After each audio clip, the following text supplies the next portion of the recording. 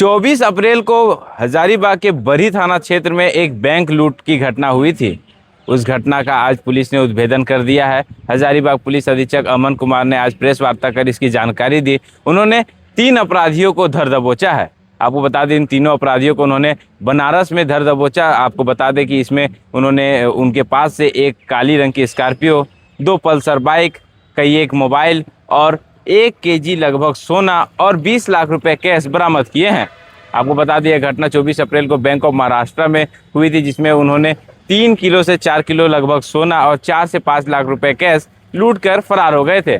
10 minute में इस घटना को उन्होंने घटित किया था और आपको साफ तौर पर उन अपराधियों की 3 अपराधियों के चेहरे आपको नजर आ रहे होंगे, क्योंकि एक अपराधी अभी भी फरार है, उसकी तलाश जारी है और तीनों अपराधियों को साफ तौर पर आप नजर आ रहे होंगे। यही ये तीनों चेहरे हैं जिन्होंने इस मास्टरमाइंड थे और तीनों को हजारीबाग पुलिस ने गिरफ्तार कर लिया है। आपको बता दें, इन्होंने सोशल मीडिया के माध्यम से इसकी जानकारी ली, यूट्यूब फेसबुक के माध्यम से इन्होंने इस घटना को सीखा और घटना को घटित किया। क्या कुछ कह रहे हैं हजारीबाग के पुलिस अधीक्षक अमन कुमार, वो भी सुनिए आप। देखिए, हजारीबाग जिले के बरही थाना क्षेत्र में 24/4/26 को बैंक ऑफ महाराष्ट्र में एक लूट हुई थी, जिसमें कि लगभग 4,22,000 रुपए कैश और लगभग 3.9 किलोग्राम का सोना जो है वो लूट लिया गया था।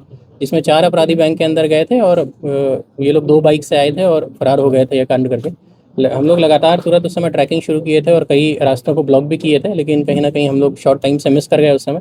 और इसमें मल्टीपल टीम्स बनाई गई थी, जिसमें एसडीपीओ सदर अमित आनंद के नेतृत्व में पूरा आइडेंटिफिकेशन और ट्रैकिंग के लिए और इंटर स्टेट कोऑर्डिनेशन के लिए टीम थी। और अजित विमल जो एसडीपीओ बरही हैं, ये ग्राउंड पर रेड्स करने और ग्राउंड पर जो भी फॉलोअप करने के लिए इनको विभिन्न राज्यों में भेजा गया था। और इनके अंडर भी मल्टीपल इंस्पेक्टर्स और थाना प्रभारियों की टीम लगाई गई थी। इसमें बिहार एसटीएफ और UP STF, Uttarakhand police, even MP police के कई जिलों से हम लोग को कई इन्फॉर्मेशन और सहयोग मिला है। पश्चिम बंगाल से भी हम लोग को कुछ इन्फॉर्मेशन मिला है और सभी को करते हुए हम लोगों ने जो ट्रैक किया है उसमें पता चला कि स्कॉर्पियो एन से ये लोग कई 1-2 माह से रेकी कर रहे थे और 17 को भी ये लोग अटेम्प्ट लेने वाले थे, लेकिन कुछ कोऑर्डिनेशन इशू इन लोगों के बीच हुआ और कुछ पुलिस गश्ती भी इन लोगों को दिखी तो उन लोग उस दिन नहीं किया और फिर 24 को ये लोग दूसरा अटेम्प्ट लिया और इसमें अटेम्प्ट करके ये लोग बिहार की तरफ ही भागे। और जब इनका हम लोग ट्रैकिंग किए और पीछा किए तो ये लोग धीरे धीरे बनारस की तरफ शिफ्ट हुए और यूपी एसटीएफ की मदद से हम लोगों ने बनारस के सारनाथ थाना क्षेत्र में इनकी घेराबंदी करके इनकी गिरफ्तारी की और लूटा हुआ लगभग 1 किलोग्राम सोना, 900 समथिंग ग्राम सोना है और कैश लगभग 20 लाख रुपए जो है ये बरामद किया गया है। 3 लोग इसमें वर्तमान में गिरफ्तार किए गए हैं, जो वहाँ से लाए गए हैं। इसमें पंकज सिंह है, मोहम्मद अफजल है और सौरभ यादव है। तो इन तीनों में 2 लोग बैंक के अंदर गए थे और अफजल जो है वो रेकी करने और अन्य चीज़ों को उपलब्ध कराने में सहयोगी रहा है। अन्य कुछ लोग भी इसमें सम्मिलित हैं जिनकी बात है उसको हम लोग ट्रैक कर रहे हैं और उनकी भी रेस्टिंग हम लोग सुनिश्चित करेंगे।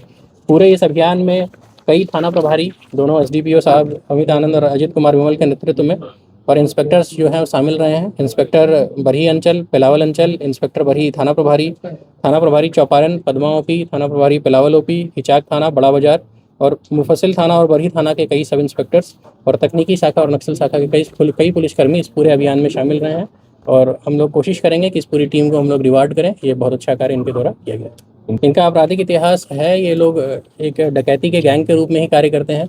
विभिन्न राज्यों में, पश्चिम बंगाल, बिहार, यूपी, उत्तराखंड और झारखंड जैसे राज्यों में ये लोग लगातार कई वर्षों से डकैती करते आ रहे हैं।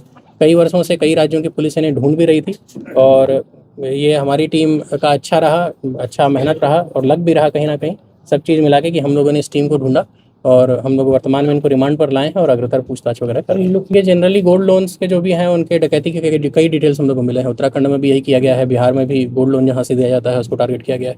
तो जैसे जो भी इस तरह के इंस्टीट्यूशंस हैं उनको हम लोग यही कहेंगे कि सीसीटीवी कैमराज ज़रूर लगाएं अपने आसपास के क्षेत्रों में। अगर आप लगाते हैं तो कहीं ना कहीं आप सुरक्षित भी रहते हैं और पुलिस को भी बाद में इससे बहुत सहयोग भी मिलता है। ये लोगों ने सोशल मीडिया में उड़ीसा में एक रॉबरी हुई थी, सोना का रेट इतना बढ़ रहा है कि वो ल्यूक्रेटिव हो गया है आज के डेट में, तो वहाँ से इन लोगों ने देखा तो बैंक ऑफ महाराष्ट्र को टारगेट करने का प्लान उन लोगों ने वहाँ से किया और इन लोगों ने जो रेकी की ग्रामीण क्षेत्रों में कि कहाँ पे है तो उन लोगों ने इसको टारगेट बनाया और उसके बाद पूरी घटना को प्लान करके 1-2 महीने में पूरा प्लान करके और इस घटना को अंजाम दिया। तो आपने सुना क्या कुछ कहा है पुलिस अधीक्षक अमन कुमार ने। ये लोगों का अगर आपराधिक इतिहास की बात करें तो उन्होंने पूर्व में भी ऐसी घटनाओं को घटित किया है और कई एक घटनाओं को सोशल मीडिया से सीखकर और कई एक को घटनाओं को देखकर उन्होंने सीखा और इस घटना को अंजाम दी है। फिलहाल 3 अपराधी गिरफ्तार हो चुके हैं, एक अभी भी फरार है, उसे भी जल्द गिरफ्तार कर लिया जाएगा। फिलहाल के लिए इतना ही। मैं रुपेश कुमार, मेयर मीडिया, हजारीबाग।